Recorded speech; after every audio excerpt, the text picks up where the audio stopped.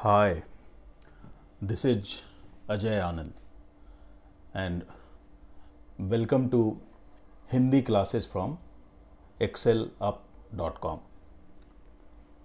इस वीडियो में आप रामधारी सिंह दिनकर द्वारा लिखी कविता गीत अगीत के अर्थ को समझेंगे। और यह कविता क्लास 9th की हिंदी की किताब स्पर्श से ली गई है। इस कविता में कवि ने कई उदाहरण देते हुए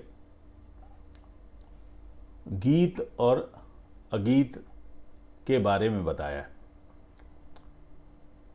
इस कविता के अनुसार, कवि के अनुसार, गीत का मतलब होता है जब हम अपनी भावनाओं को शब्दों में बयां करते हैं, और अगीत का मतलब होता है जब कोई बिना कुछ कहे ही बहुत कुछ कह जाता है। और ऐसे में एक दुविधा की स्थिति उत्पन्न हो जाती है। यह तय करना मुश्किल हो जाता है कि कौन सुंदर है, गीत सुंदर है या अगीत सुंदर है। तो कविता के पहले भाग में कवि ने नदी और गुलाब के उदाहरणों से गीत और अगीत का मतलब समझाया। गाकर गीत विरह के तटिनी, वेगवती बहती जाती है, दिल हल्का कर लेने को उपलों से कुछ कहती जाती है। तटिनी का मतलब होता है नदी, वेगवती का मतलब होता है गति से, जो स्पीड में कोई चीज़ चलती है। उपलों का मतलब है किनारा, निर्झरी मतलब नदी होता है, पाटल मतलब गुलाब होता है। तो नदी जो है बहुत तेज़ी से बह रही है, और नदी की धारा की जो कलकल है उससे ऐसा लगता है जैसे नदी कोई गीत गा रही है।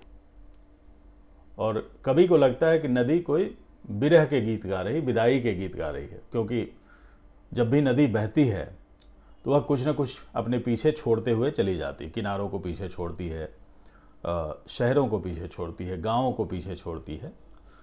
तो कवि को लगता है कि उन सबसे विदा होने के दुख में नदी विरह के गीत गा रही है, और अपना दिल हल्का करने के लिए वह किनारों से कुछ ना कुछ कहती चली जा रही है अपने गीत के माध्यम से।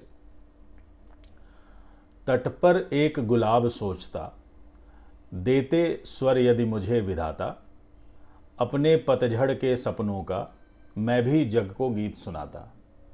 वहीं किनारे पर एक गुलाब है जो स्थिर है अपनी जगह पर, वह चल नहीं रहा है, और वह सोच रहा है कि यदि भगवान ने उसे भी सुर दिए होते, बोलने की शक्ति दी होती, तो शायद वह भी अपने उन गीतों को सुनाता जो जब पतझड़ का मौसम आता है, जब सारे पत्ते झड़ जाते हैं, तब गुलाब अपने सपने में क्या सोचता है। शायद सोचता हो कि जल्दी से बसंत आ जाए और फिर से फूल खिलने लगे। तो इन सब चीज़ों को सुनाता। गागा कर बह रही निर्झरी, पाटल मूक खड़ा तट पर है, गीत अगीत कौन सुंदर है। अब निर्झरी यानी नदी जो है वो गाना गाते हुए बह रही है, और वहीं दूसरी ओर बिल्कुल कंट्रास्ट है कि पाटल यानी गुलाब जो है चुपचाप तट पर खड़ा है। एक गतिशील है और उससे सुर निकल रहे हैं, दूसरा जो है बिल्कुल स्थिर है, उससे कोई सुर नहीं निकल रहा है। अब कवि कहता है कि इसमें कौन सुंदर है, गीत सुंदर है या अगीत सुंदर है। यह निर्णय लेना बड़ा मुश्किल काम होता है। तो ये हो गया कविता का पहला पार्ट। अब आते हैं दूसरे पार्ट पे। इस भाग में कवि ने एक तोता और एक शुकी के बारे में बताया। शुक तोते को कहते हैं और शुकी उसी शब्द का स्त्रीलिंग है। यहाँ पर एक और शब्द है खोता। खोता मतलब होता है घोंसला। बैठा शुक उस घनी डाल पर, जो खोते को छाया देती, पंख फुला नीचे खोते में, शुकी बैठ अंडे है सेती। तोता एक घनी डाल पर बैठा हुआ है और उस डाल की घनी छाया में उस तोते का घोंसला है, और उस घोंसले में तोते की पत्नी जो है शुकी, वह पंख फुलाकर अंडे से रही है बैठ करके। जब कोई चिड़िया अंडे सेती है तो अपना पूरा बदन फुला लेती है और उसके ऊपर बैठ जाती है ताकि अंडों को गर्मी मिले। गाता शुक जब किरण बसंती, छूती अंग पर्ण से छनकर। किरण बसंती मतलब बसंत ऋतु में सूरज की किरण जो है वह पत्तों से छनकर, पर्ण से छनकर जब तोते के पंखों पर पड़ती है तो तोता गाने लगता है खुश होकर के। किंतु शुकी के गीत उमड़कर, रह जाते स्नेह में सनकर। अब शुकी भी शायद गाना चाहती है, लेकिन वह अपने स्नेह से, अपने प्यार में इतना डूब जाती है कि उसके सारे गीत उसी स्नेह में सिमट कर रह जाते हैं, उसके प्रेम में सिमट कर रह जाते हैं। तो तोता गाना गा रहा है और शुकी गाना नहीं गा रही है। गूंज रहा शुक का स्वर वन में, फूला मग्न शुकी का पर है। एक तरफ तोते का जो गीत है पूरे जंगल में गूंज रहा है, और दूसरी तरफ शुकी अपने आप में मगन है, अपने आप में फूले नहीं समा रही है। गीत अगीत कौन सुंदर। अब कभी कहता है, कब यहाँ पर कौन सुंदर है, तोते का गाना या जो शुकी खुश होकर के स्नेह में मग्न होकर के चुपचाप अपना फूली जा रही है खुशी के मारे, वह सुंदर है। बताना मुश्किल है, दोनों ही सुंदर है।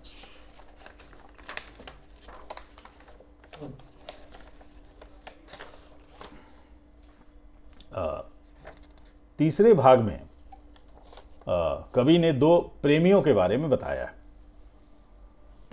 दो प्रेमी हैं यहाँ, एक जब बड़े सांझ आल्हा गाता है, पहला स्वर उसकी राधा का घर से यहीं खींच लाता है।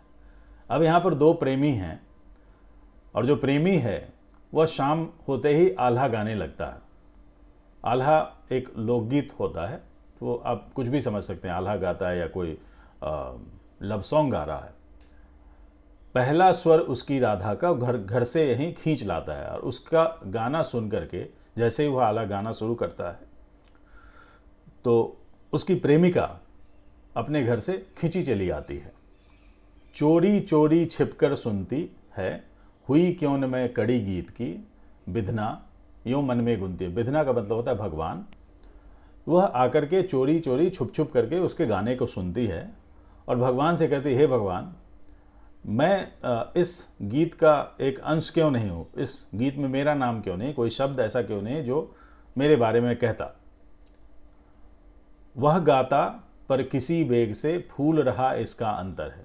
अब प्रेमी जो है गा रहा है, लेकिन उसके गाने को सुन करके, उसके प्रेम में भाव विह्वल होकर के बड़ी तेजी से इसका मन फूला जा रहा है, जो खुशी से फूले नहीं समाते हैं। तो प्रेमिका चुपचाप है, लेकिन वह भी खुश है बहुत ज़्यादा। गीत अगीत कौन सुंदर है।